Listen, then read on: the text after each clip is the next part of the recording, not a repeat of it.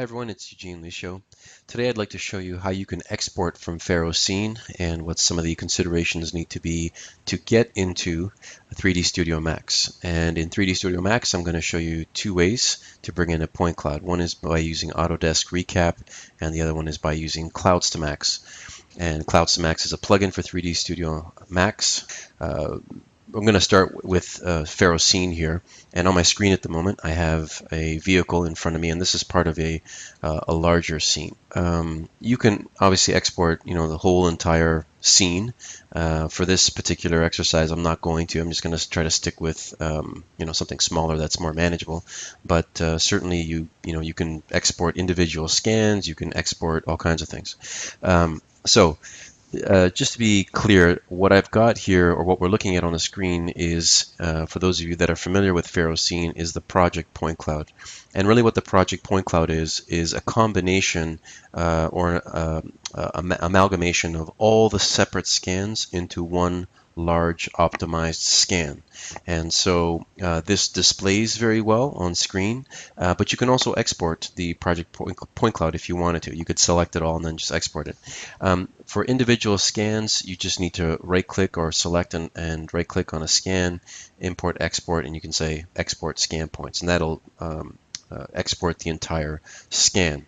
Now, if I wanted all the scans, I could right-click on the scans folder and then do import, export, and export scan points, and it would do that as well. And there's a whole number of different choices when you are exporting PTS, different file formats, E57. When you're doing E57, it can often ask you if you want to separate all the scans individually or if you just want to put them all into one big scan. Now, the thing you have to think about when you are exporting is the units. So if I go into Tools, Options, and click on the Units tab, you'll see that I'm working in meters.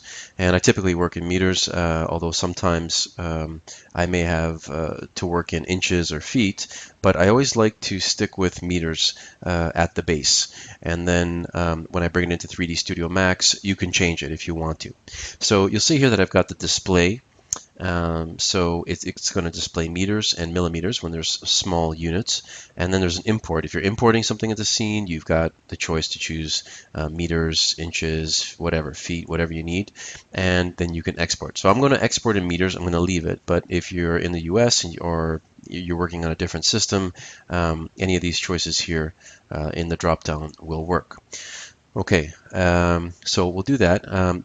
I'm going to make a smaller selection, and what I'm going to do is use a clipping box. Now I've got one that's already created, but if you want to create a new clipping box, you can just hit this button up here, okay, and it'll create a box, and it will basically, you can choose whether to keep everything inside the box or outside the box. And so I've got one already, so I'm just going to highlight it and make it visible. You'll see that I've got the lines here, and I've already surrounded this vehicle with some crush at the front.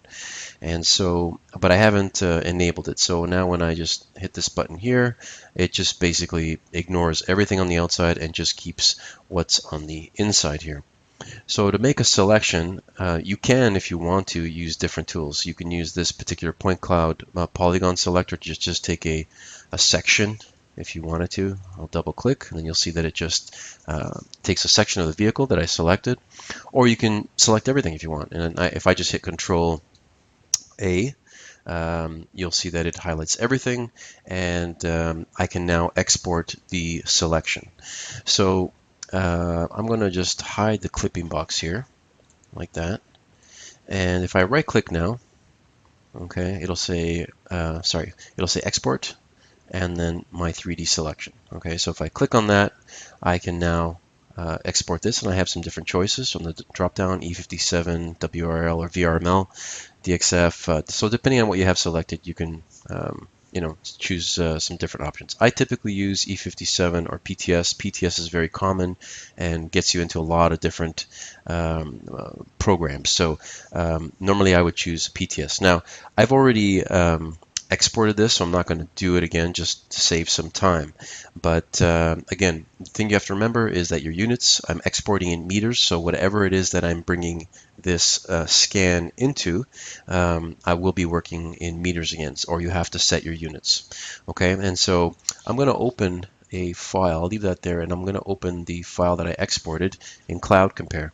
And so I've chose PTS. So you'll see that the format for PTS is going to be X, Y, Z, and then your scalar field, which in our case is going to be intensity, and then you have your RGB values, RGB, okay? And these go from, RGB goes from 0 to 255 for each of the red, green, and blue. So if I hit apply all, you'll see that that'll come into Cloud Compare. It's pretty quick. It's not, the point cloud's not too big. So let's see here, it'll be here in a second. Okay, there it is. Now it's actually showing the scalar field right now, so I can take that, I can click down RGB, and you'll see that I've got the scan here. Okay, so I know it works. I know it works when I export it, and depending on the program that you're bringing it into, just be aware of the units, as I said before. Now, Cloud Compare here does not use any units when you set it, or you don't choose a unit factor when you bring it in. Whatever it comes in as, that's exactly what it is. So just as a sort of quick measure here, if I were to take a measurement, okay, I'm going to make a selection here. I'll just go at the center of the tire here, and you'll see that I have like 2.8. 2.818 or something like that. If I go back to scene and do the same thing, I'm going to clear my selection. Okay, and I'm going to bring this up here, and hopefully I'll choose a similar thing. So I'll pick a point kind of in the center, here, and it's telling me that I've got 2.7354. So it's, oh, well, actually, I picked another point. Let me try that again. I'll pick a point here. I should have 2.8 something. Is that going to get me closer? If I go down to my measurements, second one, yeah, I've got 2.83, so I know I'm close. The scale is correct, so I know what units I'm working in. Okay, so now what we're going to do is, let's start with ReCap. Okay, so I'll fire that up, ReCap. And what we're going to do is bring in the PTS file that I had exported. So I'm going to make a new project, and I'm going to call it demo car, and I'll say it's going to put it on my desktop. I'll say yeah, sure, proceed, and then it asks me for the file. So I'm going to take my PTS file and I'm going to drag the folder, or drag the file right here in the middle. And if I had more files, they would show up here, but you have some different choices at this particular stage. So the most important one that I like to do is, if you go onto the little scan button here, it has intensity clipping. I'm not going to clip anything with intensity, and it has some text options, so you get to actually see the XYZ scalar RGB values. And then it's got an advanced tab, and if you go to the advanced tab, it says decimation grid. This can often be useful, and sometimes this is on by default, so people don't realize when they bring in their point cloud, it's actually getting decimated. Okay, so it's subsampling the point cloud, but if you click on this, you'll see it's set to 5 millimeters. So I can do that. I can even make it bigger, so I can try 10 or 12 or something. So I'll set it to 10 just for the heck of it, and see how that goes. So I'm going to say index scans from this point, and go ahead. And down at the bottom here, you will see a progress bar. So it's going to be going through the scans, it's going to be subsampling them, and it's turning them into the Autodesk ReCap format, so RCP. So eventually I'm going to have a file that's created on my desktop that I will be able to load into 3D Studio Max, and ultimately that's where we're headed here. So let's see, it's done there, 100% complete. If I hit launch project, you can see that I've got the vehicle here. So sometimes if you're working with GPS coordinates, or you're working with very large coordinates, when you bring a point cloud into 3D Studio Max, the large coordinates can often cause problems. Okay, so you can often minimize that. Or for me, I get annoyed by the elevation. So sometimes you could be at a 250, 500 meter elevation, and when you bring it into your viewport, it's not down at the ground plane, it's up really high. So there are some things that we can do if you follow these icons here. It's got update origin. So if I click on that, it gives you some instructions at the bottom. It says, hey, click to update the location of the origin. So if I click on here, this point here, it's going to make that my 000 point, which is good, because then it will then sit at the 00 point on my in the coordinate system of 3D Studio Max. So I'm going to hit enter to make this firm, or to make it accept here. And I'm just going to go back and say, hey, save this. And it's now saved. So when I bring it into 3D Studio Max, it should actually sit down in the ground plane. Okay, so I'll leave it like this. Now, I'm going to fire up 3D Studio Max. Let's see, 2015, sure. And in a moment here, I'll show you both CloudMax, and I will also show you how a recap gets brought in. And they're very, very similar.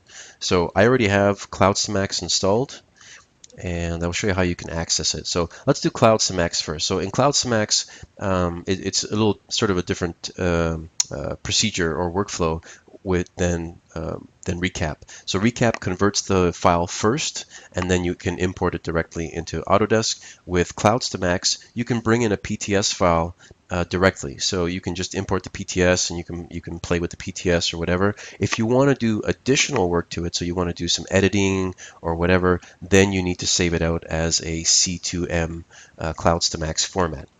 So I am in 3D Studio Max at the moment. Now 3D Studio Max is sort of unit specific, so you need to know what units you're bringing your files in. So if you go to the Customize and Unit Setup, and you'll see you have this screen. So this is the display units. This is what you're going to see, but that's not what it's actually bringing the point cloud in as.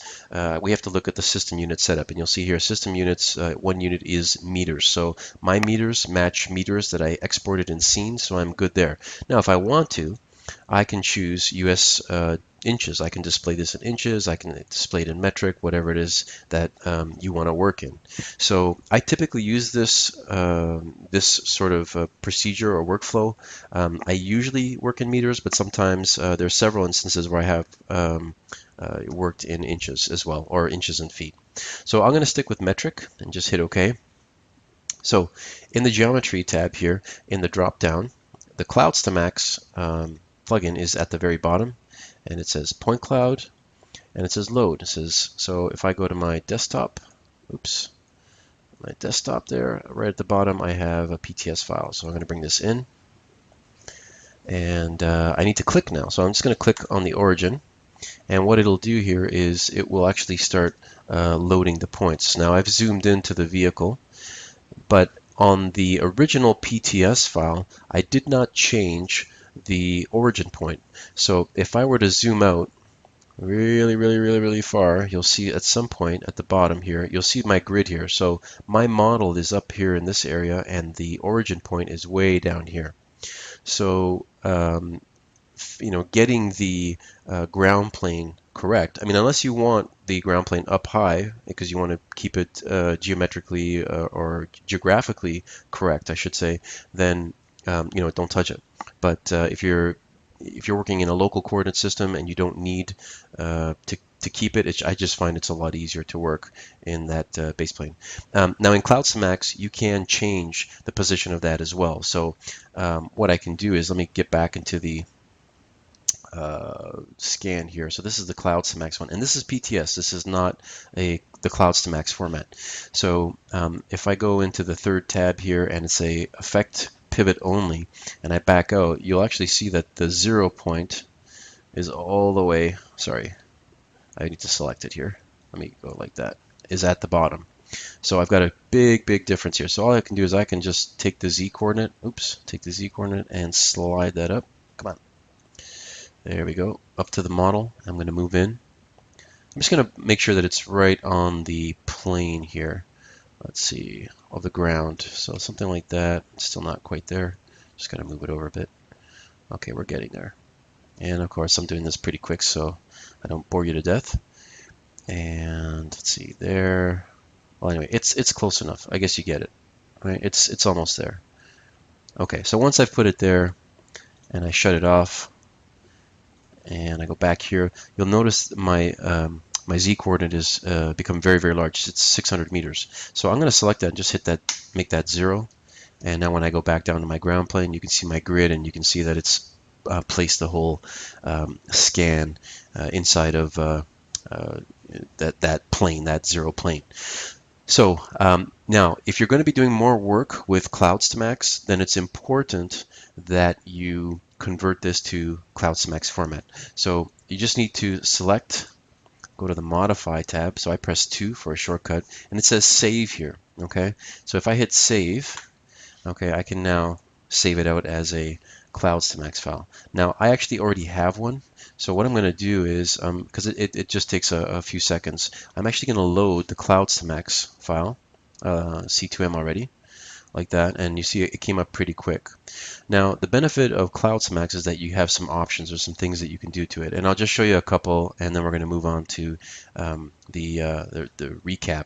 So the first thing that I need is to create an edit box or limit box. So you can use a limit box, you can hide points just like before, but in CloudMax, if you go to the Helpers tab and go to the drop down at the bottom, there is something called an edit box. So the edit box, if I click and make that large, you'll see that it starts to change the color on the point cloud. And so wherever you have a selection, you can do something with that.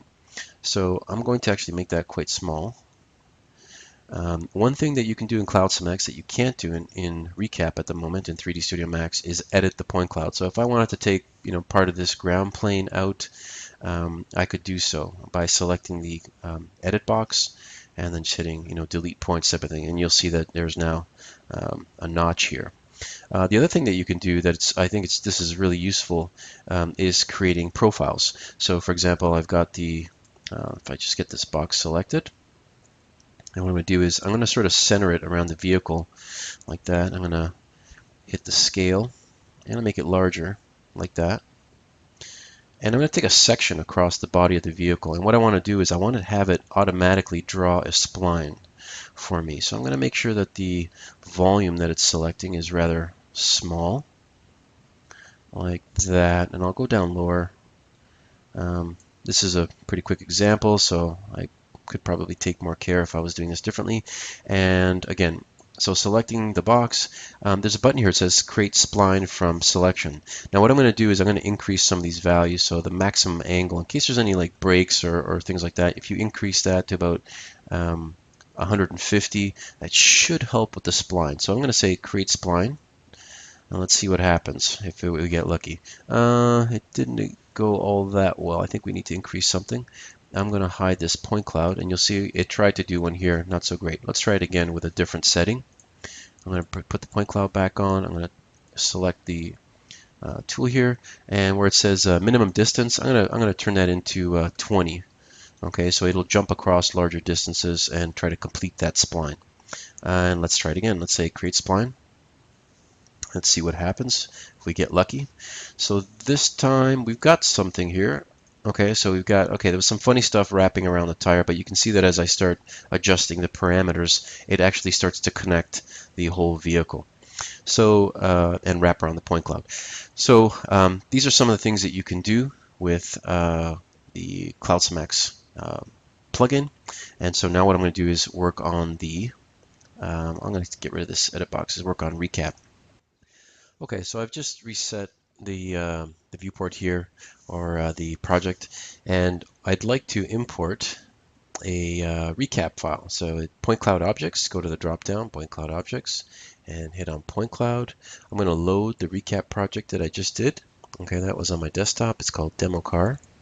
And just click into the viewport here like that. And if I zoom in, you'll see that I get the point cloud come up. And you'll also notice that this already, as soon as I clicked on the viewport, it was very close to the origin. So at the moment I have an X value, a Y value, but a 0 value for my Z. So I can zero this out, go 0, 0, 0.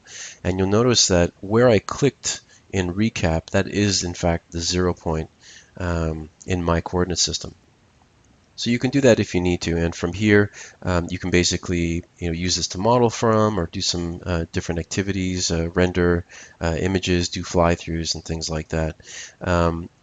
Unfortunately, with ReCap, there's not a lot you can do in terms of editing the point cloud. The workflow that they use is you do it outside of 3D Studio Max. You do all your editing first, and then you bring it in, and you basically use the point cloud as is. So for the moment, it's kind of restrictive once you get it inside of 3D Studio Max. But but it still works and still good for visualization and modeling. So I hope that helps and gives you an idea of how to get from FARO Scene into programs like Cloud Compare and 3D Studio Max using one of two different methods. Thanks.